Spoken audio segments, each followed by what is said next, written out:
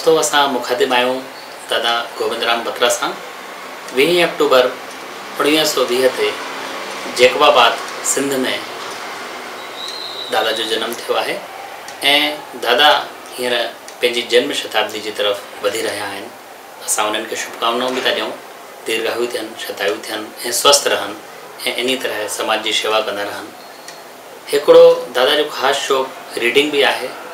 तो दादा साईं असां पुछूं था, दादा तव्हां कहिड़ो किताब अॼुकल्ह पढ़ी रहिया आहियो? सिंधु दर्शन। सिंधु दर्शन ज्ञानचंद लालवाणी जी लिखल सिंधु दर्शन किताब जेका आहे इहा असांजे लद्दाख में जेको सिंधु दर्शन उत्सव थींदो आहे उन जे बारे में कहिड़ी तव्हांखे हिन में ॻाल्हि पसंदि आई दादा? पंहिंजे सिंध जो पूरो दर्शन कयोसीं, पंहिंजो ॾाढो आनंद अची वियो, सम्झो। हा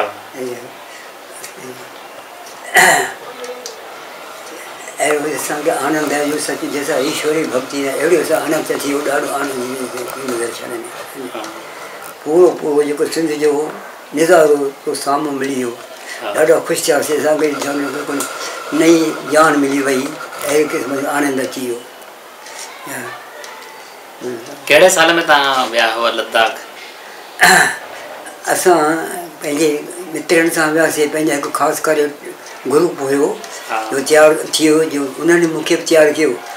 मुझे काफ़ी जॾहिं खां इच्छा ई मां हाणे सचपच सिंधु दर्शन करणु काफ़ी मन में तमन्ना हुई, पर ईश्वर मुंहिंजी तमन्ना पूरी कई जो पंहिंजे मित्रनि सां उते वञी पहुतुसि। उते मां जेको बि ॾिठो मूंखे अहिड़ो आनंद जॾहिं जेसि ताईं असां स्वर्ग में वञी मां मिलियो आहियां, उते रहियो आहियां, अहिड़ो मूंखे उते आनंद मिली वियो।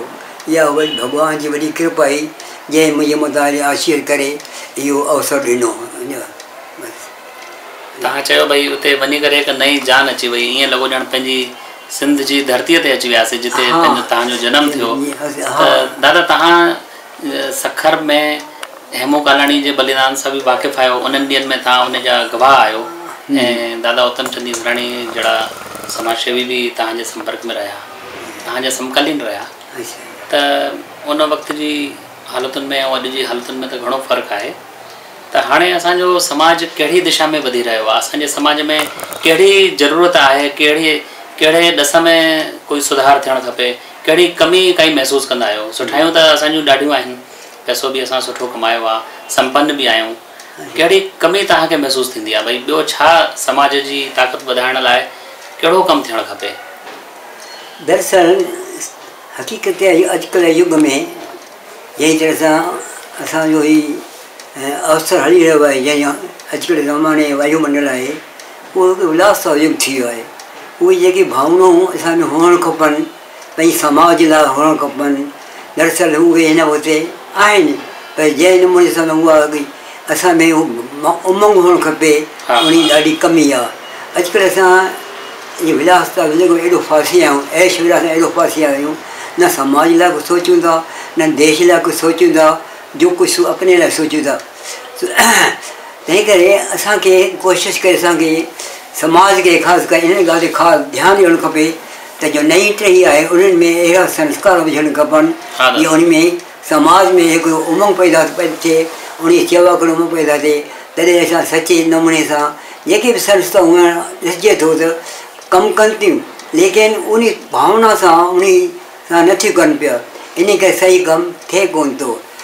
सेवा थींदी आहे त्याग सां, असां में उहा त्याग जी भावना जेसिताईं न ईंदी तेसिताईं असां कुझु न करे सघंदा आहियूं। अॼुकल्ह ज़मानो विलास जो युग थी वियो आहे, ऐश प्रेश ज़मानो थी वियो आहे, सारो जीवन उन विलास था वञे थो। देश जे संस्थान वञूं था, उते भाषण ॾियूं था, लेकिन वास्तव में असां पाण खे केतिरो करे उन में ठाहियो आहे, केतिरो योग्य बणायो आहे, असां उन में ॾाढी कमी आहे। इहा ई ख़ासि ॻाल्हि आहे जो असां में हुअणु खपे त सभु खां अॻियां पाण खे ठाहियूं, योग बणायूं ऐं सची भावना सां समाज जी सेवा कयूं। इहो मुंहिंजो मन जो वीचार आहे। दोस्तों तव्हां ॾिसी रहिया आहियो दादा गोविंदराम बत्रा सां हिकिड़ी मुलाक़ात। दादा तव्हां हींअर ॿुधायो असांजो समाज पैसे में अॻिते वधियो आहे, पर असांजी जेका जीवन शैली आहे थोरो असां विलासता जे तरफ़ वधीक वधी विया आहियूं, शेवा जो कमु कयूं था, त्याग जो कमु कयूं था, पर उहा भावना अञा ओतिरी वधीक कोन्हे। असांजी जेका जनसंख्या आहे, सिंधी आबादी आहे, उन अनुपात में असांजा माण्हू राजनीति में, प्रशासन में, समाज सेवा में उन मुक़ाबले घटि आहिनि। त इन जो कहिड़ो उपाय तव्हां ॿुधाईंदा दादा भई जीअं असांजी संख्या वधे असांजो प्रतिनिधित्व इन्हनि सभिनी फील्ड्स में त वधे ऐं पूरे भारतीय समाज में असांजो हिकिड़ो अञा सुठो ऐं सम्मानजनक स्थान ठही सघे तव्हां कहिड़ा उपाय ज़रूरी मञींदा आहियो दादा?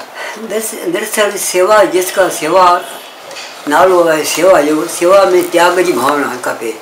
त्याग खां सां कोई भी कार्य थी न सघंदो आहे। अॼुकल्ह युग विलास जो युग थी वियो आहे, साइंस जो युग आहे। अॼुकल्ह सारा जो नई टई आहे जनरेशन आहे ॾिसूं त उन में ई काफ़ी फसी वई आहे। असां पंहिंजे जेके जीवन खे सादगी सां पूरा न कंदासीं, सादा जीवन ऊच विचार इहे ई जीवन जो मक़सदु हुअणु खपे।